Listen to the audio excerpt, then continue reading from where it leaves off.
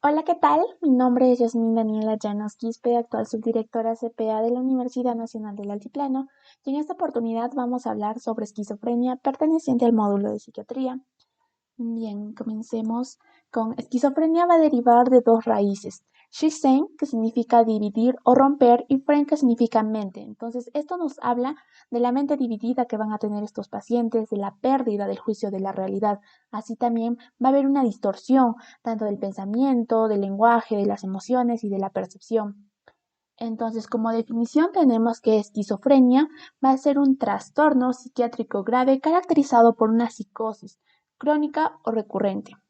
En cuanto a la epidemiología, va a tener una prevalencia a nivel mundial de alrededor del 1%. La edad de inicio se va a presentar entre la adolescencia y la adultez temprana. En los varones, desde los 18 años a los 25 años, y en las mujeres desde los 25 años a los 35 años, teniendo como segundo pico alrededor de la menopausia. En cuanto a los factores de riesgo, vamos a ver que van a existir factores genéticos y factores ambientales. Los factores genéticos se van a comportar como factores predisponentes, es decir, si tenemos a un niño que tiene un padre esquizofrénico, va a tener un cierto porcentaje para desarrollar la enfermedad, pero si a esto le añadimos algún daño a nivel del sistema nervioso central de manera temprana, ya sea por un trauma obstétrico o infecciones virales, va a incrementar aún más las posibilidades.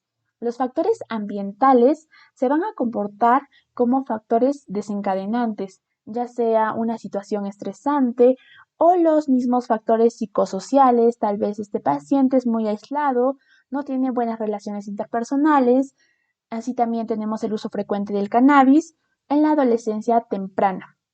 Bien, ahora vamos a ver la fisiopatología. Van a haber cambios estructurales y funcionales en el cerebro a nivel de la corteza prefrontal, del tálamo y del sistema límbico. Va a haber una disminución del volumen. Esto va a generar que las neuronas degeneren y esto va a conllevar a que haya una hipoactividad. En cuanto a la desregulación de los neurotransmisores, la dopamina va a estar muy implicada. En cuanto a su vía mesolímbica, un aumento de la dopamina en esta vía va a causar o originar los síntomas positivos. Sin embargo, una disminución de la dopamina en la vía cortical frontal o mesocortical va a originar los síntomas negativos. Bien, ahora vamos a ver las manifestaciones clínicas. Tenemos a los síntomas negativos. Estos van a ser funciones psíquicas que antes estaban normales, pero se han deteriorado. Aquí vamos a tener al grupo de las As. El aplanamiento afectivo, que va a ser la expresión emocional disminuida o ausente. Vamos a tener la apulia. La apulia va a ser una disminución o ausencia de la capacidad para iniciar alguna actividad. La logia va a ser un pensamiento deficiente y esto se va a manifestar porque va a haber una pobreza del habla. La anedonia va a ser la incapacidad de sentir placer por actividades que antes para el paciente eran placenteras. La apatía va a ser una falta de emoción o preocupación por asuntos que el paciente antes consideraba importantes. En cuanto a los síntomas positivos, se van a agrupar en tres. Las alucinaciones, las de tipo más común, van a ser las auditivas. Los delirios, vamos a tener las ideas de referencia. Y estas ideas de referencia se va a manifestar porque el paciente va a creer que algún acontecimiento normal para nosotros, para él va a tener un significado muy especial. En cuanto a los delirios de grandiosidad, el paciente cree que tiene poderes, se cree Dios. La paranoia se va a manifestar a través de una desconfianza exagerada por los demás. Va a sospechar de sus motivos. Los delirios de persecución, el paciente cree que lo están acosando, va a pensar que lo están engañando, conspirando contra él. Los delirios erotomaníacos, el paciente cree que están enamorados de él. También puede fingir o creer que está en una relación con alguien cuando eso no es así. Los delirios nihilistas, esta es una creencia rara y extraña en el que cree que uno está muerto. En la desorganización vamos a tener el habla tangencial. El habla tangencial se va a manifestar, por ejemplo, cuando le preguntas sobre algún tema, pero te va a empezar a hablar del tema, pero se va a desviar gradualmente de este y pues al final no va a llegar, ¿no?, a la idea o pregunta que le diste. En cuanto a los neologismos, van a ser la creación de nuevas palabras con significados que también él los va a poner. La ensalada de palabras va a ser una secuencia de palabras que no van a tener conexión lógica. La ecolalia va a ser una repetición involuntaria de palabras u oraciones de otra persona. Las asociaciones sueltas, estas van a ser, por ejemplo, un pensamiento incoherente que van a tener expresándose como cambios de temas, ¿no?, ilógicos, así repentinos. Te empieza a hablar de una y de otra y así. En cuanto a los comportamientos motores anormales, vamos a tener el comportamiento extremadamente desorganizado, va a tener movimientos sin propósito y también va a tener reacciones extrañas ante una situación. Por ejemplo, le mencionas que se murió una persona muy querida para él y el paciente va a reaccionar de manera riéndose a carcajadas. Por ejemplo, en cuanto a la catotonía, este va a ser un síntoma psicomotor en el cual el paciente va a perder la reacción frente a cualquier estímulo. Es un paciente quieto. Entre los síntomas afectivos, el más importante y el que se presenta va a ser la depresión. También tenemos a la ansiedad, la irritabilidad, la labilidad emocional. Los síntomas cognitivos que van a estar afectados van a ser la atención, la memoria y la fluidez verbal, principalmente. Bien, vamos a pasar a los subtipos de esquizofrenia. Tenemos a la esquizofrenia desorganizada o también se le denomina hebefrénica.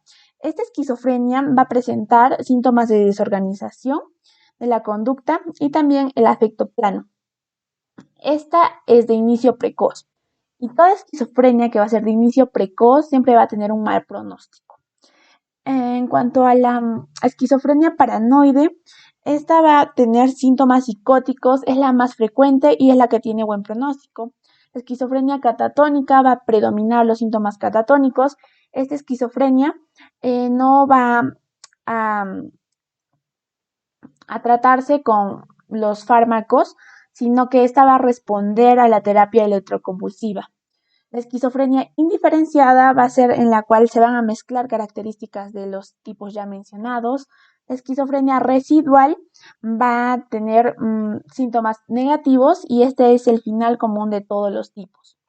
En cuanto al diagnóstico, según DSM-5, tenemos en el criterio A que se debe presentar al menos 2 de los siguientes síntomas.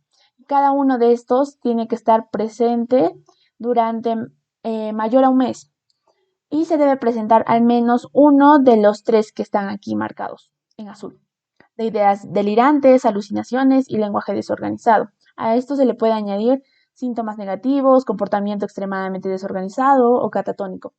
Ahora, todos estos síntomas deben causar un deterioro a nivel social, ocupacional o personal. También es importante mencionar que estos síntomas tienen que ser continuos, tienen que persistir mayor o igual a 6 meses. Es por ello que hacemos esto para excluir otro trastorno esquizoafectivo o del estado del ánimo. También para excluir otras causas como el consumo de sustancias u otro trastorno médico, ¿no? Entonces es como un diagnóstico de exclusión. En cuanto al tratamiento, es un tratamiento integral. Vamos a tener a los antipsicóticos, que estos se van a comportar como antagonistas del receptor de dopamina. Ahora, vamos a tener los típicos y los atípicos. Para la elección se tiene que valorar tanto la adherencia al tratamiento y también el riesgo-beneficio del paciente. Los antipsicóticos típicos van a ser de bajo costo, pero van a tener reacciones adversas más frecuentes, ¿no? Como los síntomas extrapiramidales. En cambio, los antipsicóticos atípicos son de elevado costo, pero tienen menos efectos adversos y pueden ser muy bien tolerados. En cuanto a la psicoeducación, es muy importante porque estos pacientes no van a tener conciencia de su enfermedad. Para ellos van a pensar que es normal hacer todo lo que hacen. Entonces, tienen que conocer su enfermedad, así también sus familiares.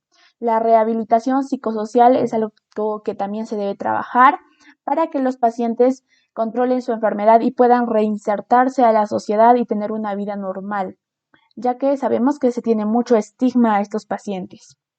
En cuanto al pronóstico, bueno, esta enfermedad puede ser controlada, como bien dije, se puede llegar a tener una vida normal, pero vamos a mencionar los indicadores de mal pronóstico. Como dije, cualquier inicio temprano o precoz e insidioso es un indicador de mal pronóstico, así también si tiene una escasa adaptación social, no tiene una buena relación familiar o si no es muy aislado, así también si tiene una historia familiar de esquizofrenia, todo esto van a ser indicadores de mal pronóstico. Y eso sería todo de mi parte. Muchas gracias.